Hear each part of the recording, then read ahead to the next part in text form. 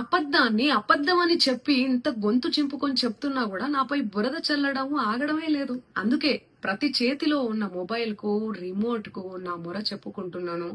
చట్టాన్ని గౌరవించే పౌరురాలిగా బాధితులకు న్యాయం జరిగేందుకు దర్యాప్తు అధికారులకు సహకరించేందుకు నేను సిద్ధంగా ఉన్నానని మీకు విజ్ఞప్తి చేసుకుంటున్నాను.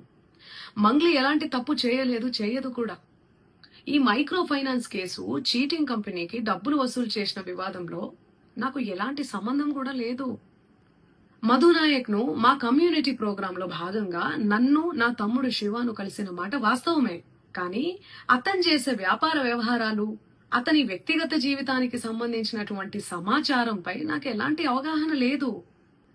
ఈ కేసు విషయం నా దృష్టికి వచ్చిన వెంటనే నేనే స్వయంగా వెళ్లి అడ్వకేట్ సుబ్బారావుతో పాటు రమావత్ మధుపై పోలీసులకు ఫిర్యాదు చేసిన.